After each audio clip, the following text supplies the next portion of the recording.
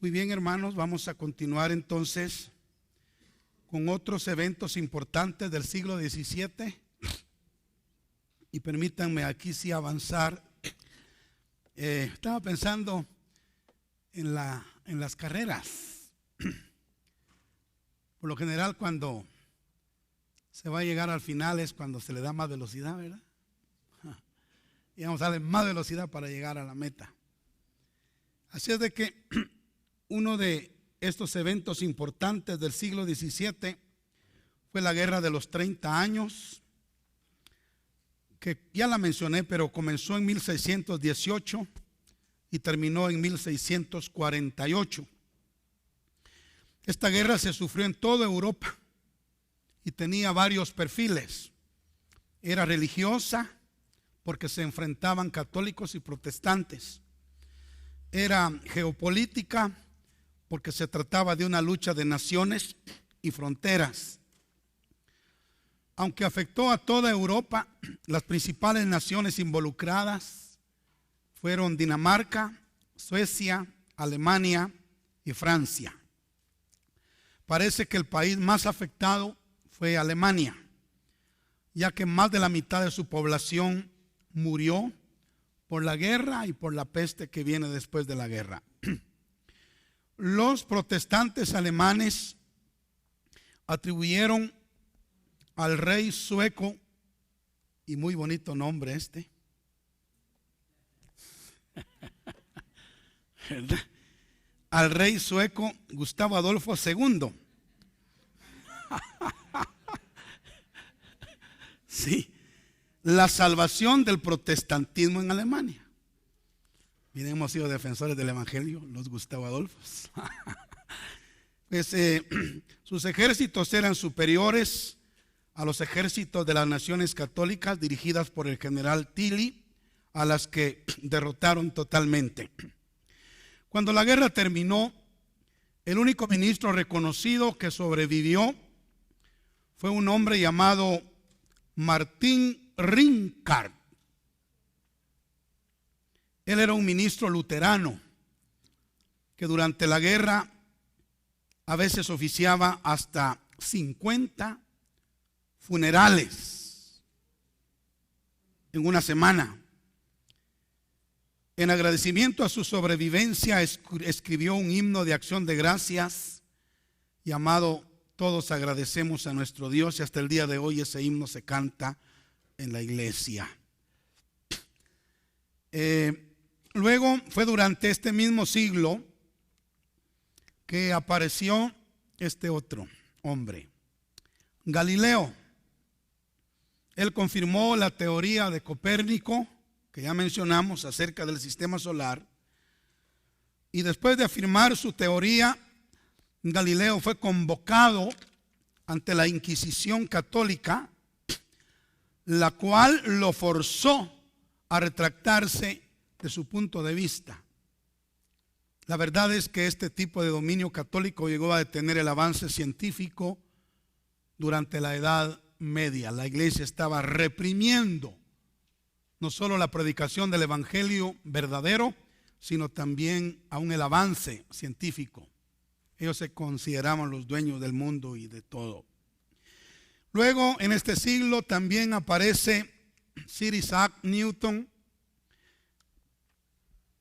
otro científico famoso. Y como sabemos, Newton estableció ciertos principios referentes a la ley de la gravedad que hasta hoy se enseñan.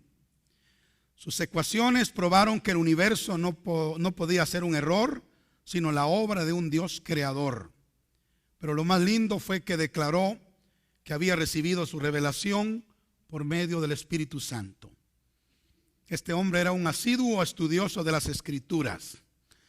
En una ocasión dijo: el entendimiento de las Escrituras es mucho más importante que cualquier cosa descubierta en un laboratorio de ciencias.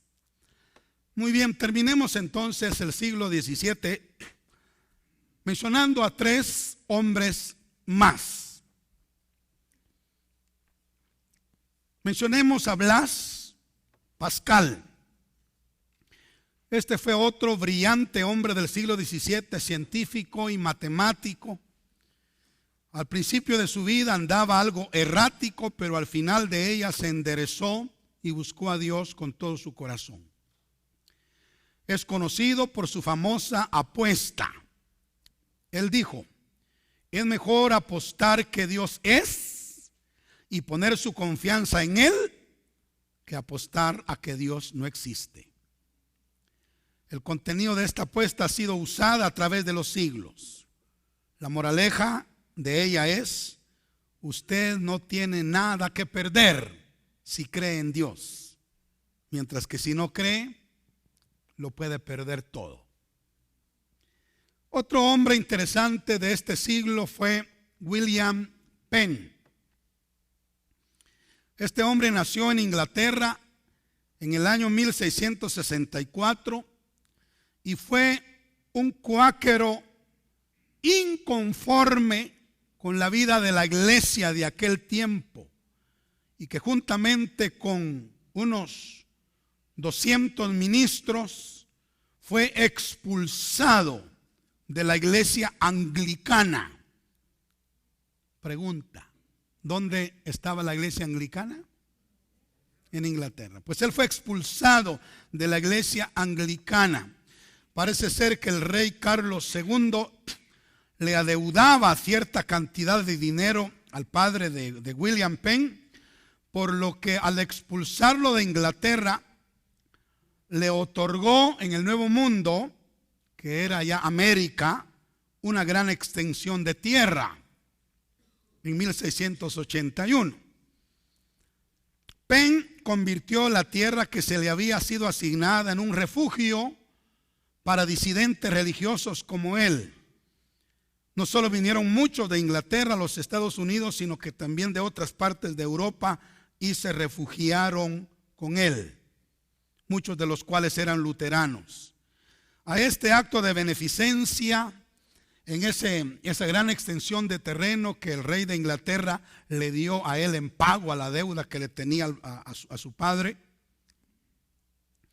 se le llamó el experimento santo aquí en América. Entonces este nuevo territorio en América después fue llamado Pensilvania, porque viene de William Penn, Pensilvania. Ajá. Y su capital fue, ¿cuál es la capital de Pensilvania? Filadelfia. Amor fraternal, en honor a la obra que este hombre hizo ahí de acoger a todos los refugiados.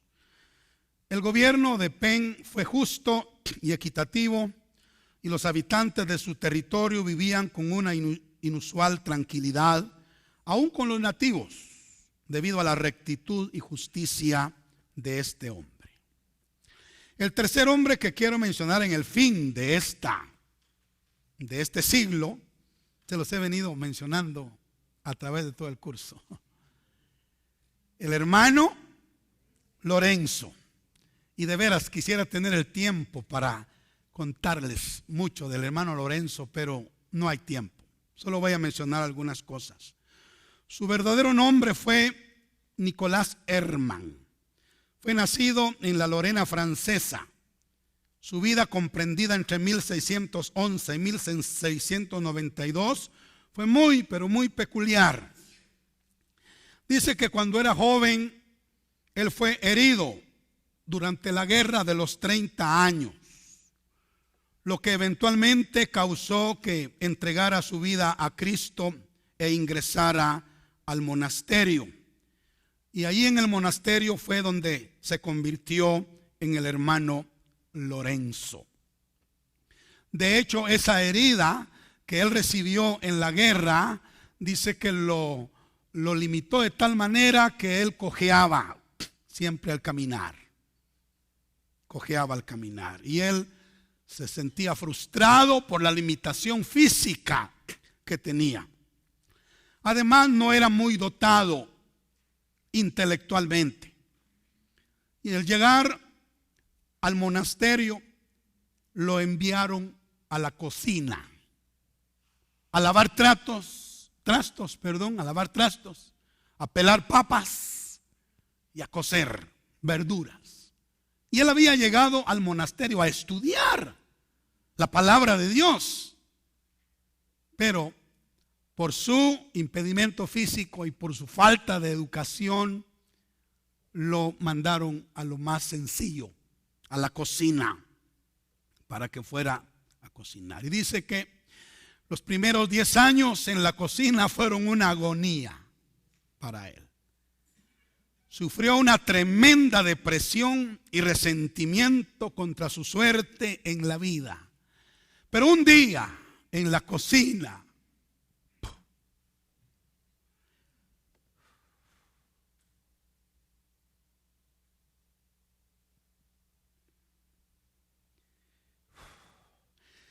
haciendo ese trabajo humilde,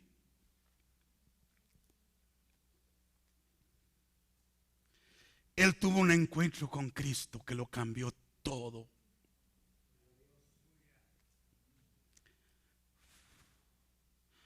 Su alma fue llena de tanta paz y de tanto gozo que a duras penas podía resistir la risa cuando hablaba a otros o cuando había otros a su alrededor.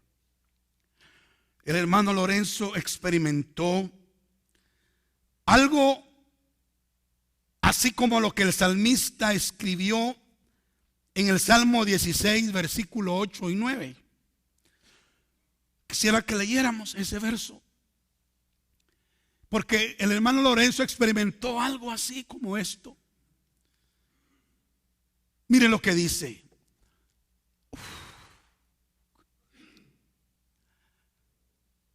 Ay, hermanos, yo quiero eso. A Jehová he puesto siempre delante de mí, porque está a mi diestra, no seré conmovido.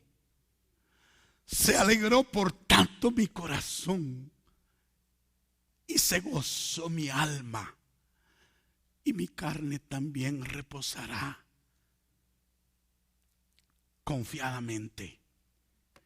Dice que ese encuentro que tuvo con Cristo lo llenó tanto, lo satisfizo tanto, que escuchen lo que él dijo, porque dice que llegaron a entrevistarlo y él dio 4 entrevistas en su vida con la condición de que no publicaran esas entrevistas. Lo que él decía era tan humilde y tan discreto que bajo esa condición habló de sus experiencias.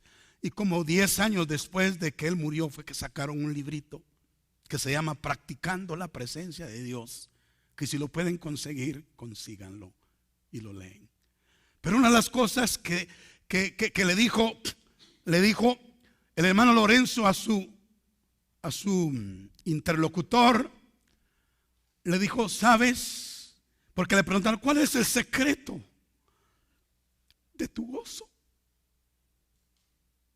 de la presencia de Dios en tu vida? Y él le dijo: ¿sabes cuál es mi secreto? Mi secreto es que yo pienso que en este mundo solo hay 2 personas: Dios y yo. Y todo lo que hago, lo hacen Dios y yo. Si yo estoy lavando los trastos, es Dios y yo. Si estoy barriendo el piso, es Dios y yo.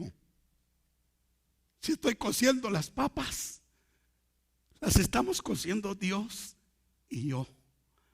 Él se olvidó del mundo exterior y se enfocó únicamente en el Señor. Y el Señor lo llenó de tanta paz, de tanto gozo, que la gente, siendo un hombre iletrado, descubrieron la presencia de Dios en él, y entonces la gente venía a pedirle consejo. Se daban cuenta de que Dios estaba en él. Y corrió la noticia y mucha gente acudía a este hombre para que él orara por ellos y para que él les diera consejo. Bendito sea el nombre de Dios. El hermano Lorenzo dijo en sus propias palabras que su experiencia nunca disminuyó. Él practicó la presencia de Dios durante todo el resto de su vida. Siempre estaba lleno de gozo y por esta razón su reputación de ser un hombre lleno de gozo y santidad se extendió. Podemos imaginar cómo los demás monjes disfrutaban la compañía de alguien que practicaba la presencia de Dios. Bendito sea el Señor para siempre. Gloria a Dios. ¿Puede cortarme el sonido un momento, por favor?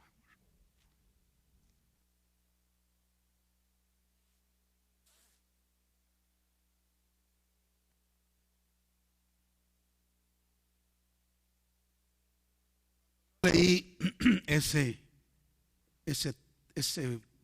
pequeño relato de su vida, mi corazón ardió y se encendió. Y yo quiero tener la presencia de Dios.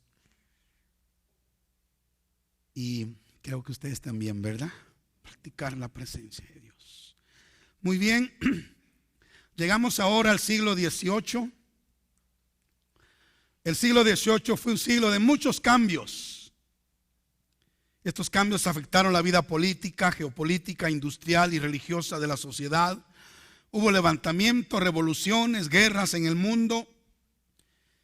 En los años 1754 al 63 hubo lo que se llamó la guerra franco-india, que fue realmente una guerra entre Francia e Inglaterra por los territorios del Nuevo Mundo. Los franceses usaban a los indios para exterminar a los colonos ingleses y los británicos usaban a los colonos ingleses para hacer retroceder a los franceses. Esta guerra fue espiritualmente determinante para el protestantismo en América, ya que si los franceses hubieran ganado, Estados Unidos hubiera quedado bajo el poder de la Iglesia Católica. Pero como ganó Gran Bretaña, Estados Unidos quedó bajo el poder de la Iglesia protestante. Durante ese siglo se dio la guerra de independencia de los Estados Unidos, específicamente en 1776, y fue esencialmente una reacción a la carga de impuestos que Gran Bretaña estaba aplicando a los Estados Unidos. Los británicos estaban tratando de recuperar parte de los ingresos que habían perdido defendiendo las colonias y por eso justificaban los impuestos. Bueno, déjenme obviar unos datos más históricos de los Estados Unidos y pasar por cuestión de tiempo a un movimiento del siglo XVIII que se llamó el pietismo. Fue un movimiento que enseñó la vida práctica y no se enfocaba mucho en la doctrina como en poner en práctica principalmente el amor fraternal no fingido. Este movimiento inició en el siglo XVII levemente, pero se expandió en el siglo XVIII y fue dirigido por este hombre llamado Jacob Spencer. El pietismo. Luego, después de Spener, no Spencer, sino Spener. Después de él apareció otro hombre llamado Ludwig van Zinzendorf.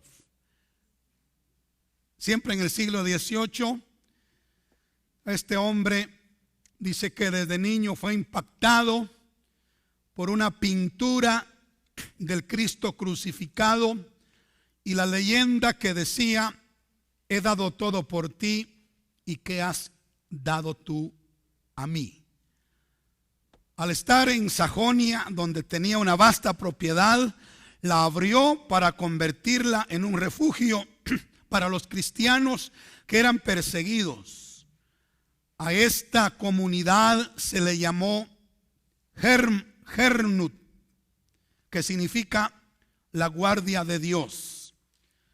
La mayor parte de ellos vino del campo moravo, comunidad bohemia que se originó con algunos de los discípulos de Juan Hus y que se habían esparcido por casi toda Europa. El pietismo, o como expresaron algunos, era una religión del corazón. No era cuestión de solo profesar una fe ortodoxa, sino de una devoción personal a Cristo y a su palabra y a su obra.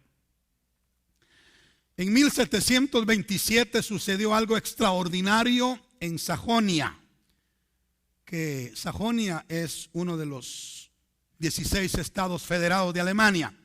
Mientras un grupo de hermanos interdenominacionales estaban compartiendo la cena del Señor en la comunidad de Hernut, el Espíritu Santo se derramó de una forma tan maravillosa que derramó el amor de Dios en sus corazones. Y cualquier barrera que existiera en ese momento fue desaparecida. Ellos experimentaron como un adelanto de lo que el Salmo 133 versículo 1 dice: mirad cuán bueno y cuán delicioso es habitar los hermanos juntos en armonía. Esto lo experimentaron los pietistas. Bendito sea Dios. Esa noche empezó una reunión de oración que dice que duró 100 años. Nunca paraba. Y saben que de esa reunión de oración nació un celo tremendo por las misiones. Y a partir de esa experiencia, muchos misioneros protestantes viajaron a otras naciones para predicar el evangelio del Señor. Cientos de misioneros fueron enviados desde aquella pequeña comunidad y salieron para evangelizar Asia, África y aún el continente americano. Hablemos un poco de otro movimiento llamado los moravos. Les comenté que esta vez que fui a Nicaragua, que es la única vez que he ido, encontré muchas iglesias moravas. Y yo nunca había escuchado ese. Pero estudiando la historia de la iglesia, pues ya me di cuenta que estos aparecieron en el siglo XVIII. Los moravos mostraron valor y fortaleza extrema en su obra en Norteamérica. Incluso muchos de ellos llegaron a ser mártires por causa del evangelio. En cierta ocasión, 90 de ellos fueron masacrados, pero firmes en sus creencias, no se defendieron para nada. Zinzendorf eventualmente se encontró bajo escrutinio estatal, y como siempre hay un precio que pagar cuando nos consagramos a Cristo. La iglesia protestante acudió al Estado y a causa de su separación de lo tradicional, Zinzendorf fue expulsado de Sajonia por un tiempo. Sin embargo, más tarde las mismas autoridades que lo habían expulsado le suplicaron que regresara y estableciera otras comunidades como la de Hernut. La atmósfera verdaderamente fraternal de ese poblado impresionó a muchos, incluso a Juan Wesley, quien visitó esa comunidad y quedó profundamente impresionado por el amor fraternal que reinaba entre ellos. Bueno, sigamos adelante. En el siglo XVIII encontramos a alguien que conocemos, ¿verdad? ¿Cuántos han oído de Juan Wesley? Fundador del movimiento metodista. Este hombre nació en Inglaterra, se salvó milagrosamente de morir cuando la casa de sus padres se incendió en Inglaterra. Y regularmente él citaba Zacarías capítulo 3 versículo 2, porque era el testimonio de su vida. Principalmente la última parte de este versículo. ¿No es este un tizón arrebatado del incendio? Porque él se consideraba un tizón arrebatado del incendio porque se salvó milagrosamente de morir calcinado cuando la casa de sus padres se incendió. Después de convertirse, lo cual sucedió después de regresar de un viaje misionero, fue un incansable predicador de la palabra. Se ha estimado que viajó unas 250,000 millas predicando y enseñando el evangelio. En una estadística en el ámbito ministerial, se dice que el promedio de un pastor en ese entonces era predicar 100 mensajes al año. Pero Juan Wesley tenía un promedio de 780 mensajes por año. ¿Pueden hacer las cuentas? Más o menos, ¿cuántos? Sí, promediando, ¿cuántos por día? Por lo menos 2 por día. Y eso lo hizo por 54 años. Amén. Escribió más de 200 libros y comentarios. Wesley reunió 23 colecciones de himnos, editó una revista mensual, tradujo obras al griego, latín y hebreo y editó con el título de El Modelo Cristiano, el famoso devocionario medieval La Imitación de Cristo, atribuido al eclesiástico alemán Tomás de Kempis, que ya lo vimos. Su diario, comprendido entre 1735 y 1790, se destaca por la exposición franca de su evolución espiritual. Cuando Juan Wesley murió, estaba dejando unos 1110 ministros en su organización y unos 135,000 metodistas. Veamos algo rápidamente de la teología de Wesley.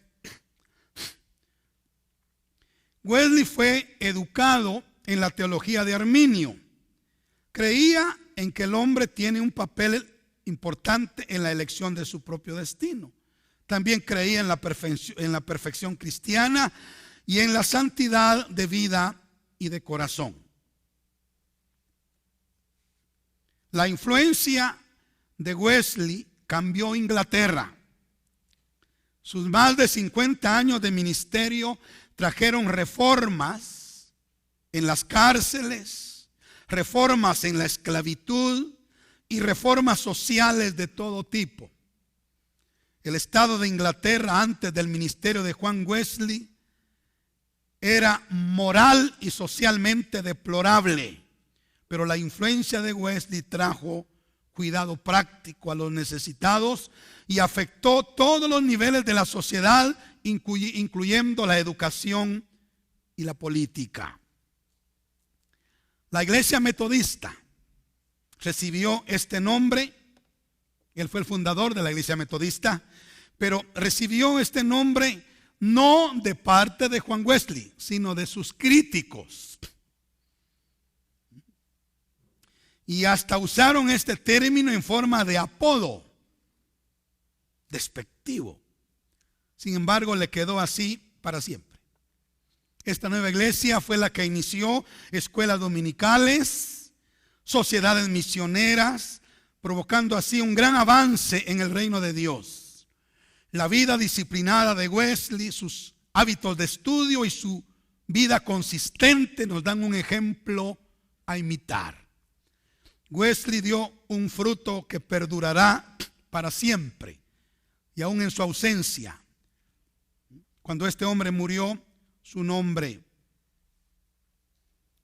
es respetado en todo el mundo.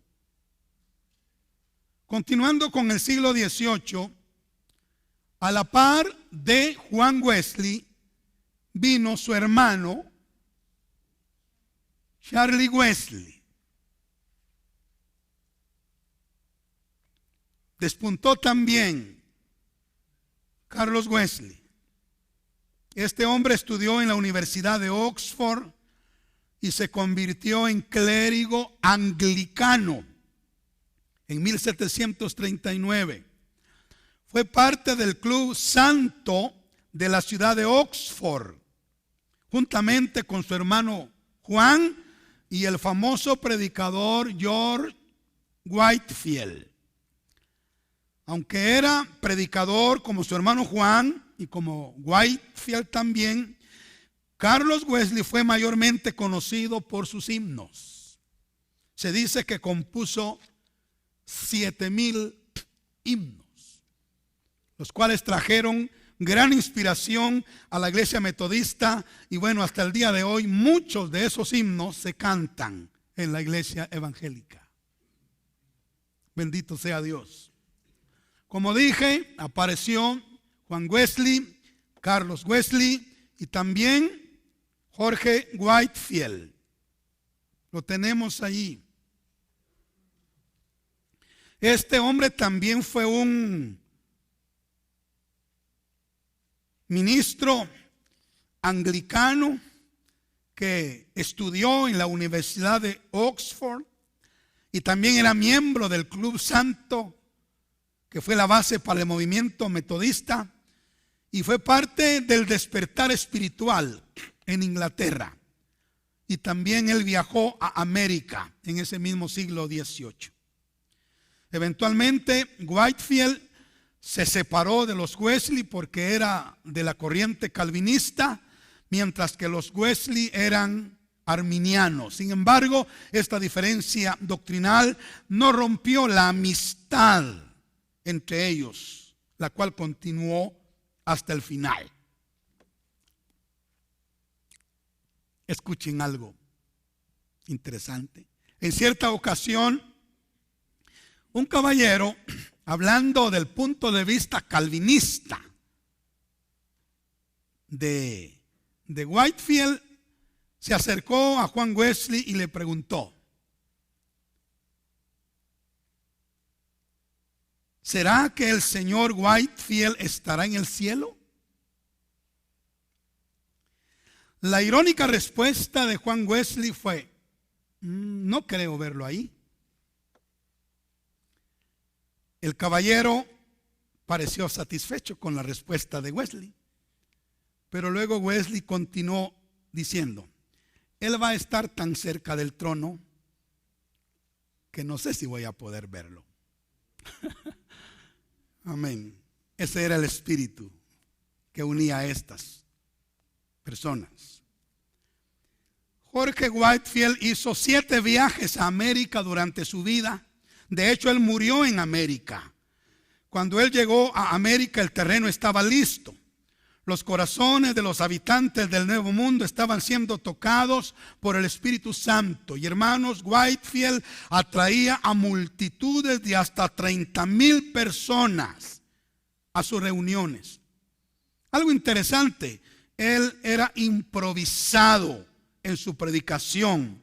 Dice que hablaba con una voz sonora, con emoción, y las multitudes eran movidas por sus palabras. Antes de morir, Whitefield lamentó, escuchen esto porque es muy importante, lamentó que no dejaba nada que continuara. En otras palabras, no dejaba una organización estructurada ni libros como lo había hecho su contemporáneo y amigo Juan Wesley. ¿Entienden lo que digo? Whitefield fue un gran ministro de Dios, pero él no dejó ningún legado. Juan Wesley fue otro gran ministro de Dios, pero él dejó un gran legado. Y la obra de Wesley permanece hasta hoy. La obra de Whitefield no está. es muy importante que nosotros dejemos un legado. Bendito sea Dios. Bueno, sin embargo, Whitefield fue una luminaria, y quizá la luminaria más reconocida en las colonias norteamericanas hasta George Washington. Whitefield murió y fue sepultado en el estado de Massachusetts. Bueno, sigamos adelante en el siglo XVIII y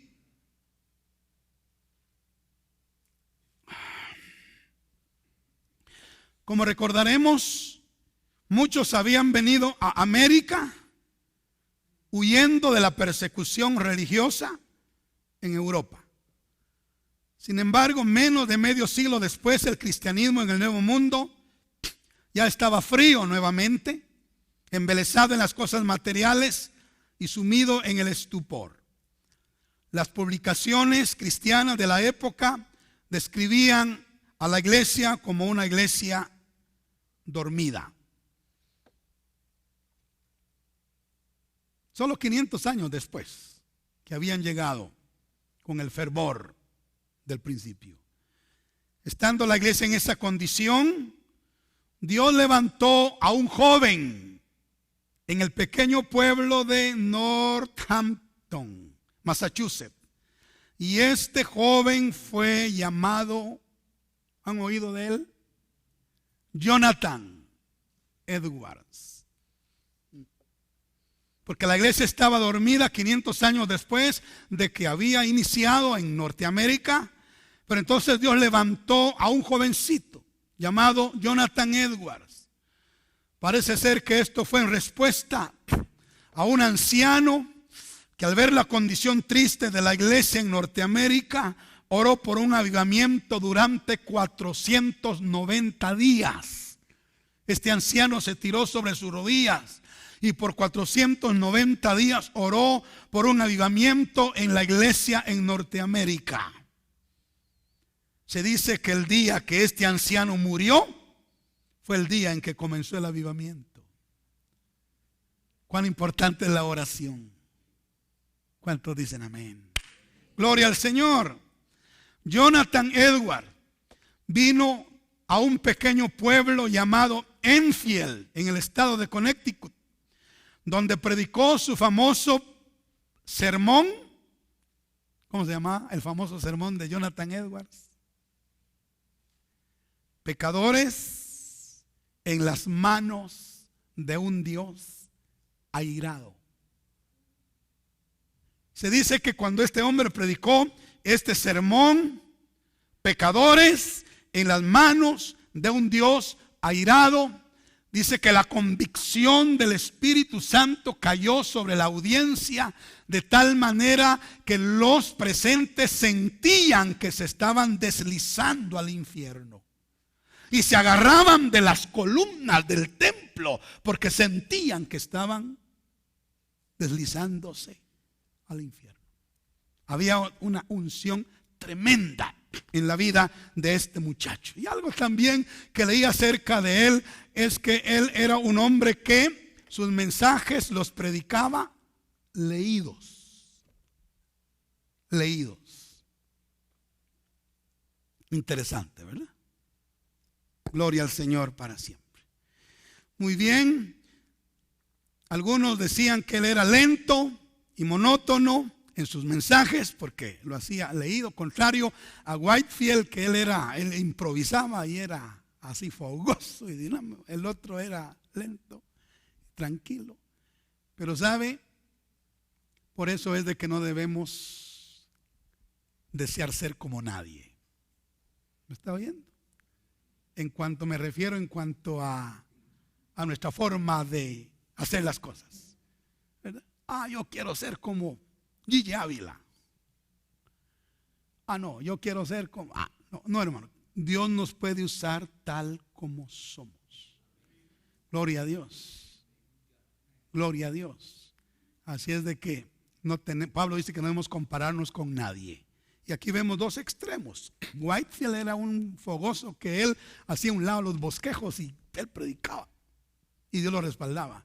Pero este otro era tan ordenado que él escribía todo y leído hacía sus mensajes. Pero qué unción. Bendito el Señor para siempre. Entonces fue este hombre usado para un gran despertar en 1730 en la ciudad de Northampton.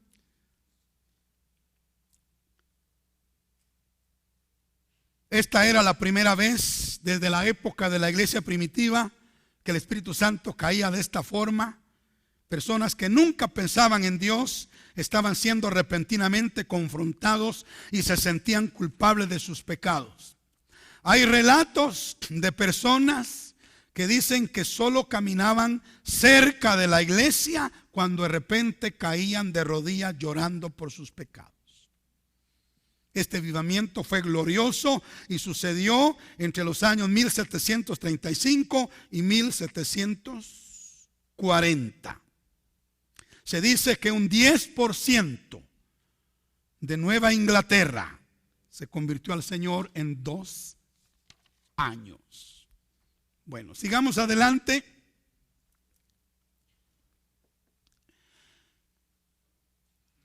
En las postrimerías del siglo XVIII aparece William Carey. Sí. Nos vamos ahora a Inglaterra, dejemos a Norteamérica y nos vamos a Inglaterra. En Inglaterra la decadencia espiritual era evidente y Dios levantó a un zapatero llamado William Carey. Este hombre estudió por sí mismo y aprendió latín, griego y hebreo. Luego aprendió francés, italiano y holandés, y también incursionó en el campo de la botánica. Un día, en un momento de quietud en su trabajo, vendiendo zapatos, escuchó el llamado de Dios que le decía, si el deber de todo hombre es escuchar el evangelio, entonces el deber de aquellos a los que se les ha encomendado el evangelio es aspirar a llevarlo a todas las naciones. Y él susurró, ahí en su taller o en su tienda de zapato, susurró, heme aquí, envíame a mí. Bendito sea Dios. Y fue usado poderosamente. Él es considerado el padre de las misiones modernas. Además es reconocido como el verdadero misionero. Con él fue formada la Sociedad Misionera Bautista en 1792. Carey viajó a la India, donde pasó el resto de su vida. Predicó por muchos lugares de la India. Fue a zonas aisladas, llenas de animales salvajes. Comentaba que a veces caminaba por kilómetros y kilómetros, y al llegar debía hacer a un lado el cansancio para compartir a Cristo en medio de serpientes y a veces tigres y chacales. Sus pies recorrieron muchos lugares y por años dice que él no vio ni un convertido. Se dice que trabajó por 7 u 8 años y no tuvo ningún convertido. Luego logró uno y al bautizarlo, al día siguiente lo mataron los de la tribu. Sin embargo, no se desanimó. Continuó hasta el fin de su vida. Recibió miles de dólares durante su ministerio. Sin embargo, él murió pobre, porque el dinero lo invirtió todo en la obra de Dios. Tradujo las escrituras total o parcialmente a 44 idiomas y dialectos de la India. En la ciudad de Serampore instaló una imprenta. El primer ejemplar del Nuevo Testamento en bengalí fue terminado en 1801 y desde ese entonces salían una tras otra las traducciones de la Biblia. el gobierno inglés fundó en Calcuta, India, una escuela para que sus empleados aprendieran las lenguas hindúes. Y dice que al no encontrar persona más capaz que el ex zapatero Carey, le contrataron por 1,800 libras anuales, que era en ese entonces un salario muy alto, muy bueno. Lo hermoso de esto fue que él no cambió su humilde modo de vida, aún ganando una gran cantidad de dinero. De este modo, Carey y su equipo lograron contribuir, dice, con más de 90,000 libras a la misión, equivalente más o menos como a $1,200,000. Pero él lo invirtió en la obra del Señor. Bueno, pasemos al siglo XIX. Este era uno de los mensajes principales de Carey. Miren, hermanos, esperad grandes cosas de Dios y emprended grandes cosas para Dios. Era uno de sus temas favoritos. Pero llegamos ahora al siglo XIX, llamado el siglo protestante. En la escena mundial, Inglaterra era la superpotencia, y esta fue la razón por la que se extendió el protestantismo. Donde quiera que iba la bandera británica, el protestantismo también iba y florecía. Por este tiempo, la reina de Inglaterra era la reina Victoria,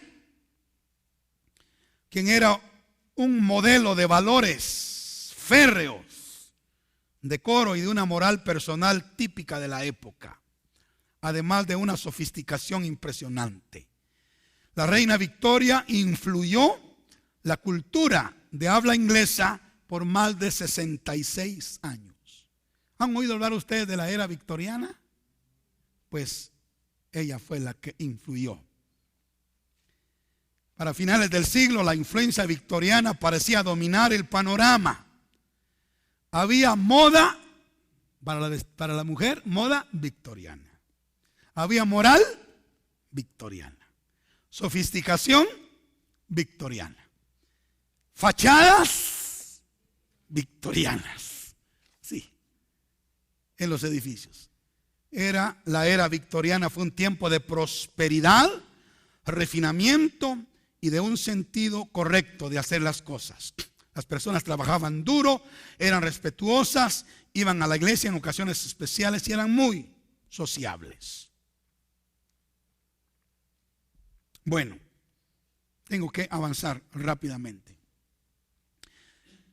¿Qué siglo estamos? 19. También en el siglo XIX apareció este maravilloso hombre de Dios, Carlos Finney, a menudo llamado el más importante restauracionista estadounidense.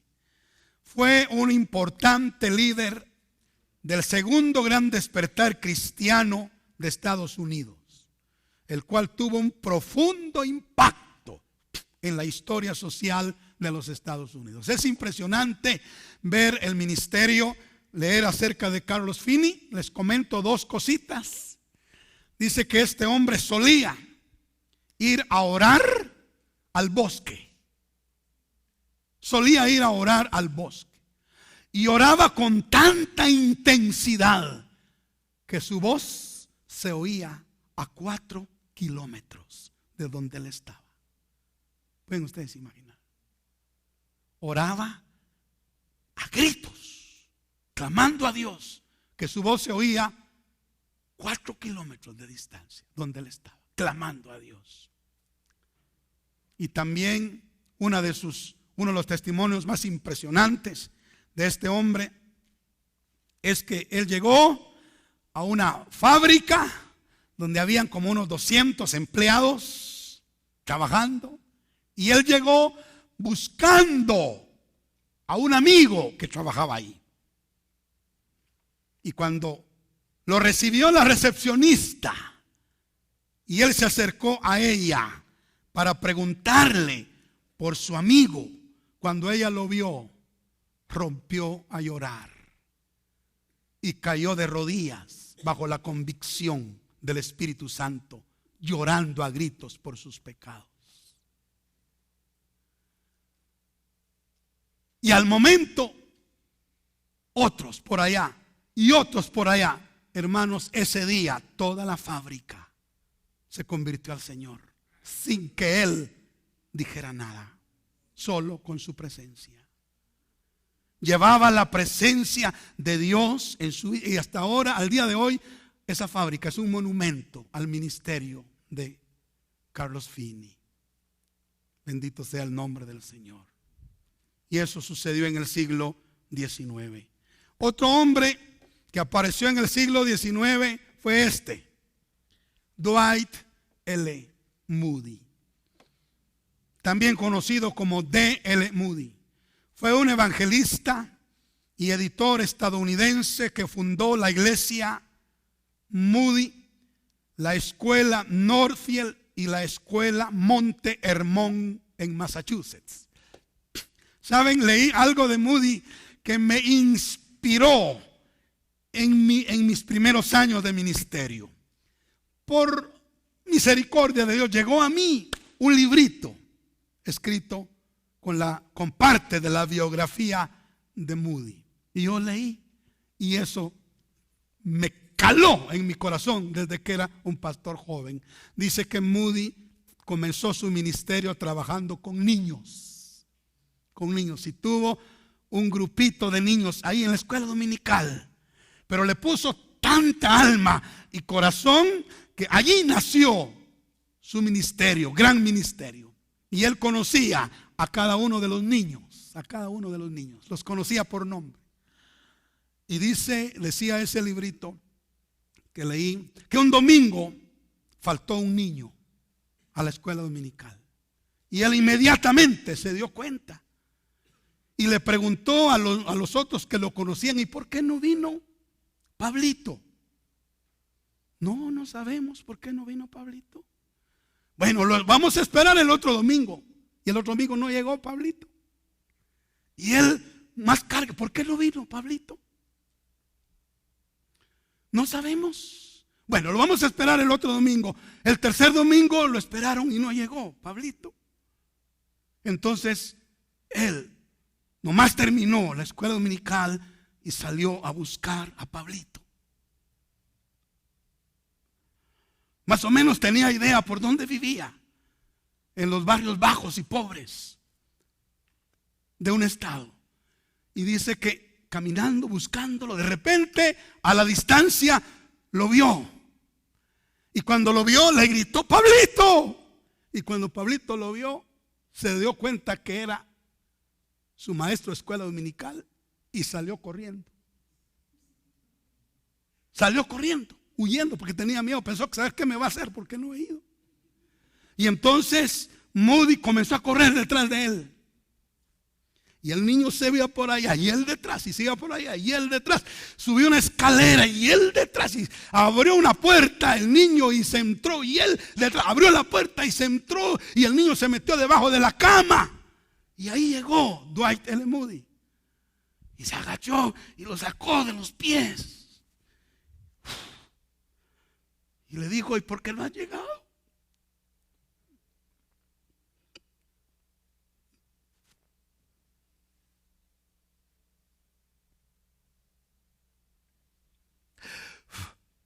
¿Por qué has faltado? Y el niño le dijo, es que mi padre murió y mi madre se fue y no tengo dinero para ir. Y Moody lo llevó, lo abrazó, lo adoptó, y más tarde ese niño se convirtió en un gran predicador de la palabra.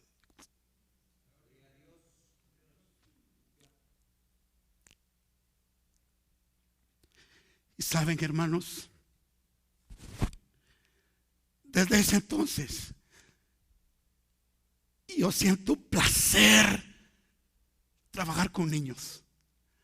En Zacapa yo fui maestro de los niños. En Santa Ana yo fui maestro de los niños. Y puede decir, usted enseña a gente adulta y usted es maestro de un instituto bíblico, que le van a entender los niños. Pero uno puede bajarse, hermanos, al nivel de los niños y entregarles la palabra de Dios. Porque hay niños que si se cultivan pueden ser formados y ser usados para grandes ministerios en la obra del Señor. Y yo quiero animarles, pastores, a que trabajen con sus niños. Dwight L. Moody lo hizo y ahí comenzó su ministerio glorioso. Amén. Otro, ¿me puede cortar el sonido, por favor?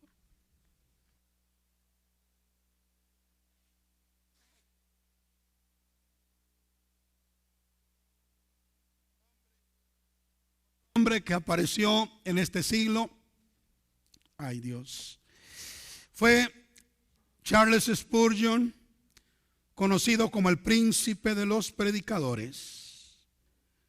Evangelizó alrededor de 10 millones de personas y a menudo predicaba 10 veces a la semana. Otro hombre que apareció en este siglo fue Adoniram Hudson. Era hijo, se me pasó. No lo tengo acá, pero era hijo de un ministro congregacionalista. Escuchen esto. Y debido, ¿sabe? Sí. No lo tengo en la diapositiva, pero les quiero hacer un comentario porque es interesante. Adoniram Hudson dice que él se hizo amigo de un hombre llamado Jacob Ames. En la iglesia se hicieron amigos. Y luego Adoniram siguió su camino y se separaron por estudios. Y Jacob Ames también se apartó. Y este hombre se alejó del Señor. Y Adoniram siguió el camino de Dios, pero estaba como resistiéndose al ministerio, porque él quería ser un profesional y estudiar secularmente. Yendo a uno de los seminarios de su carrera, llegó a cierto estado y le tocó que hospedarse ahí en la noche, en un hotel pequeño, y él se hospedó ahí. O llegó para hospedarse. Entonces el hotelero le dijo: lo siento, señor, solo tengo un apartamento, un cuarto pero le quiero contar que nadie lo quiere, porque a la par del cuarto, el cuarto de la vecindad, hay un hombre que está agonizando. Si usted lo quiere, se lo rento esta noche. Y él dijo: sí, él necesitaba, no hay pena, yo lo tomo. Y fue y tomó ese cuarto. Y cabal dice que toda la noche, escuchó al que estaba al lado, quejándose, gritando, maldiciendo a Dios y hablando cosas horribles. Pero luego, como a las 2, 3 de la mañana, ya no hubo más bulla. Amaneció, y cuando él iba a pagar su hospedaje, se le ocurrió preguntarle al dueño del hotel. Le dijo: señor, ¿y qué pasó con el huésped de al lado? Le dijo: murió, sí. ¿Y cómo se llamaba? Y el hombre le dijo: se llamaba, como les dije, Jacob Ames, su amigo. Y entonces él logró entender lo horrible que era morir sin Cristo, apartado del Señor. Y eso lo animó para entregarse al Señor y seguir el ministerio que Dios le había encomendado. Gloria al Señor para siempre. Rápidamente,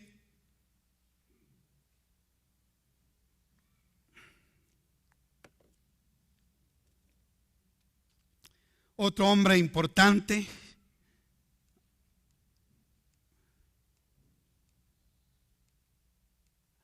fue Jorge Müller.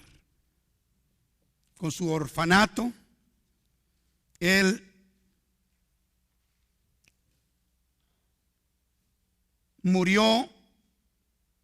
Cuando murió, sus orfanatos en Bristol, Inglaterra, habían ministrado a más de 100,000 niños sin hogar. Y lo maravilloso de este hombre es que él aprendió a depender de Dios para todas sus necesidades. Testimonios como este abundan en su biografía. Él no tenía nada que comer para los niños esa mañana y reunía a todos los niños y oraban sin tener nada, dándole gracias a Dios por los alimentos. Y siempre, cuando terminaban de orar, alguien tocaba la puerta y le decía: señor Müller, fíjese que se nos arruinó la camioneta aquí enfrente de su orfanato y llevamos una gran cantidad de pan y ya no podemos entregarla porque ya está fuera de tiempo. Y el dueño nos dijo que si usted no nos hacía el favor de recibirla. Así, vez tras vez. Este hombre de fe estuvo en el siglo XIX. Bendito sea el nombre de Dios. Que lo siento, hermanos, que el tiempo nos ha llegado al final.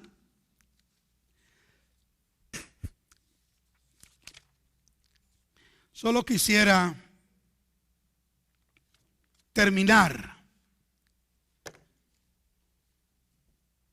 con algo que sucedió en el siglo XIX. Y si me robo unos 2-3 minutos, me perdonan, hermanos, pero solo quiero terminar. Me hubiera gustado mencionar a los hombres que conocemos, que ya murieron, ya partieron a la presencia del Señor, pero ya no nos quedó tiempo. Pero quiero terminar el análisis del Salmo 19, diciéndoles que en 1889, a solo 11 años de terminar el siglo XIX,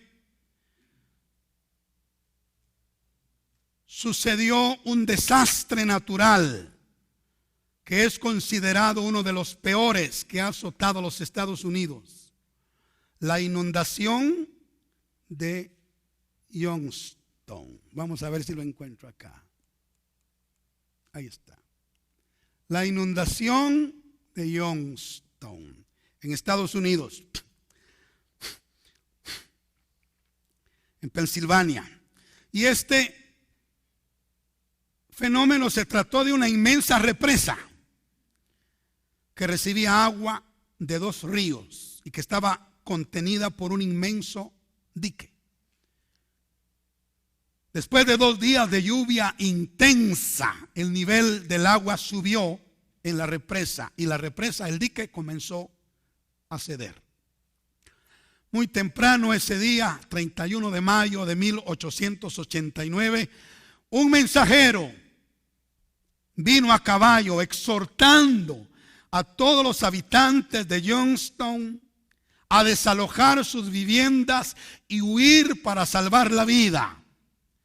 Lamentablemente muchos se burlaron de él y a los que atendieron el anuncio los trataron como cobardes. Sin embargo, más tarde en el día, el dique se rompió y la inundación cedió destruyendo la ciudad y matando unas 2.200 personas, más o menos 2 de cada 3 habitantes. Y el siglo XIX termina con este mensaje, entre otros. Dios levanta mensajeros como este mensajero que vino anunciando la destrucción de Youngstown, anunciando la destrucción que viene, y los hombres hacen caso omiso de él. Hombres como Jeremías, quien anunció la llegada de los babilonios y la destrucción que ellos traerían a Israel. Esto lo hizo por unos 40 años, pero Israel no quiso oírlo, y finalmente vino la destrucción. Así, el día de hoy se están anunciando ciertos sucesos de destrucción para los días por venir, pero la gente no hace caso. Cuando llegue el día vendrá destrucción repentina, como dice Pablo, como los dolores de la mujer encinta, y no escaparán. Hace varios años, cuando Iglesia Cristiana Jesucristo comenzaba, estábamos en un edificio que se llamaba el Broncos, hace muchos años. Vino de Colombia un hermano que se llamaba Antonio Amor. Este hombre fue un sobreviviente de la tragedia de Armero. Fue un desastre natural producto de la erupción del volcán Nevado del Ruiz, el miércoles 13 de noviembre de 1985 en el departamento de Tolima, Colombia. Tras 69 años de inactividad, la erupción tomó por sorpresa a los poblados cercanos, y a pesar de que el gobierno había recibido advertencias por parte de múltiples organismos vulcanológicos desde la aparición de los primeros indicios de actividad volcánica en septiembre del 85, aproximadamente 3 meses antes, no le dieron importancia. Y hermano, los flujos piroclásticos emitidos por el cráter del volcán fundieron cerca del 10% del glaciar de la montaña, enviando 4 enormes flujos de lodo, tierra y escombros que destruyeron todo el pueblo de Armero, muriendo más de 20,000 personas. Y el hermano Antonio nos contaba que él se salvó porque se agarró de algunos árboles, pero la lava del volcán le quemó sus pies y él perdió ahí a su esposa y yo no sé si sus hijos. Pero ese desastre fue anunciado de antemano para que se prepararan y no se prepararon. Y así, cosas que sucedieron en la historia moderna nos dan el mensaje de que cosas terribles vienen. Y hay gente que está anunciando, y hay de aquellos que no se preparen. Pero benditos aquellos que se preparen para encontrar o para recibir las cosas que están por venir. Bueno, que el Señor los bendiga. Me quedó el siglo XX, que era un siglo emocionante.